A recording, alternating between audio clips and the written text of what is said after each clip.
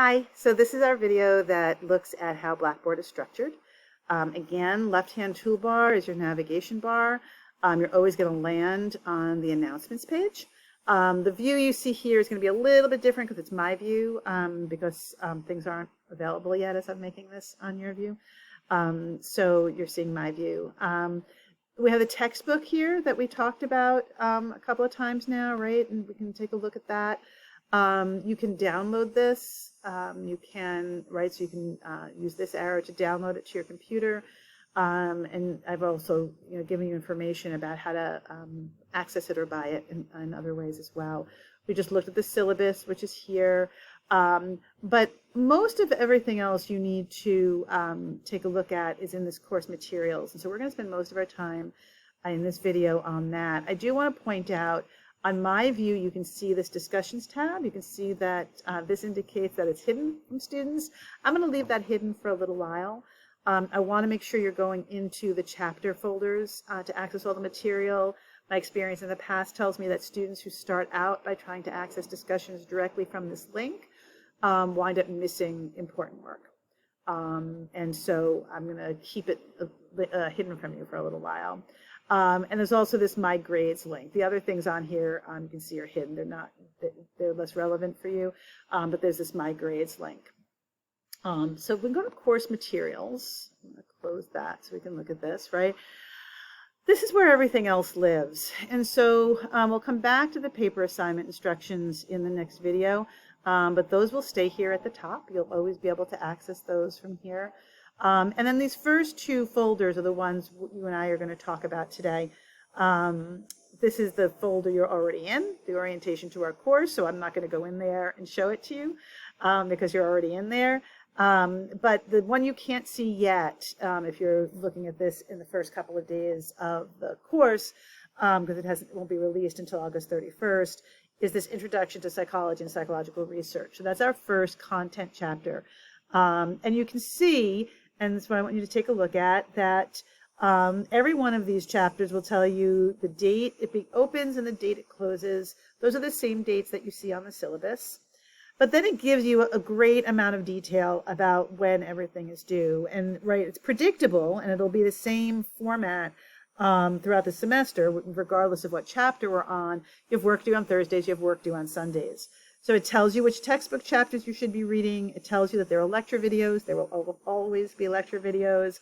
It tells you that you have a reading quiz due on Thursday, September 8th.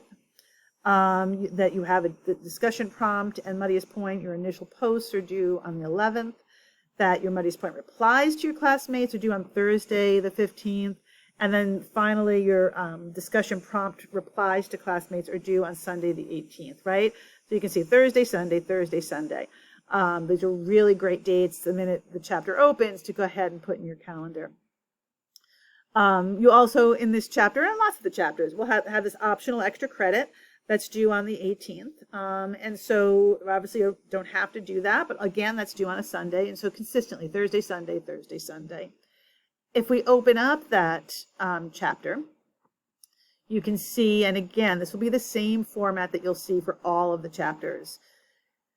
I mentioned learning outcomes in the last video on your syllabus, and you have these. After completing these chapters, you should be able to, right? And it tells you what you should be able to do. I'm going to ask you, I'll tell you right now, I'm going to ask you on the exam to think about representative samples from a population, right? I'm going to ask you to form conclusions from numerical correlation. So a lot of these things are things that tell you directly what you're going to have to do on the exam. You then have these lecture videos. I do not create brand new lecture videos every semester, so there might be evidence on here that it's a different season or something else. The content is the same. And so you've got these lecture videos to watch. And you can see that each of the lecture videos, I think the longest one here is 13 minutes. I try to keep them under 15 minutes. So they're bite-sized chunks. You can watch them all in one sitting if you want, but you can also just watch them in 15-minute pieces and then go off and do something else, right? And so it allows you to do this a little bit at a time. I have provided the static PowerPoint slides in case you want to print those out or download them and make notes on them. So they're the same slides that you'll see in the background of the videos. The link for the quiz is here, right? And then you can see the discussion prompt tells you to choose one of these research questions, right? And so the prompt will always be asking you to either talk about something and very often do something.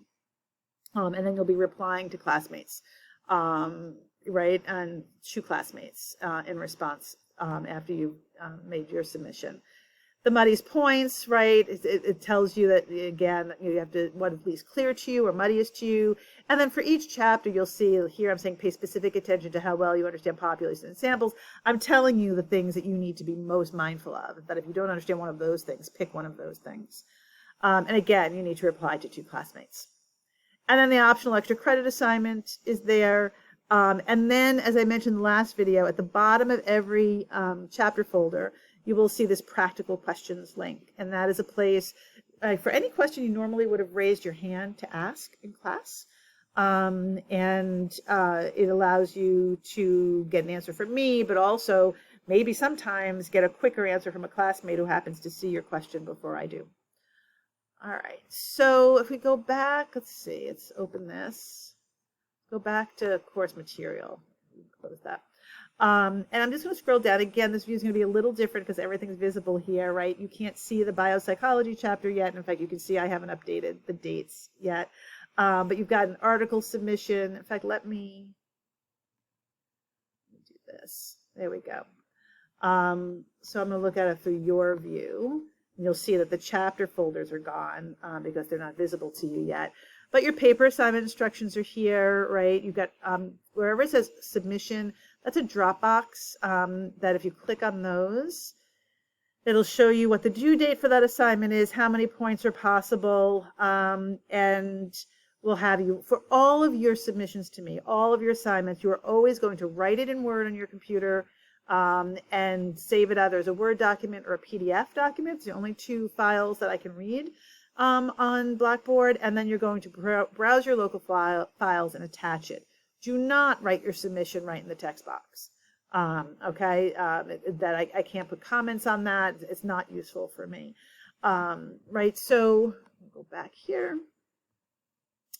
You'll also notice that there are study guides available for every one of the exams already. The study guide tells you ahead of time when that exam becomes available, so there's a little place marker in our on Blackboard for that, but also the study guide's there.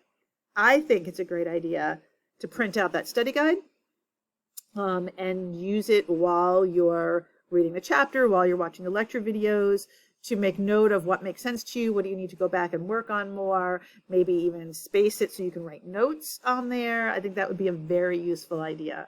And then, right, so you've got the submission boxes for all of your paper assignments and then all of your study guides on here. So the next video is going to dive into the paper assignment instructions, so we'll pick up there.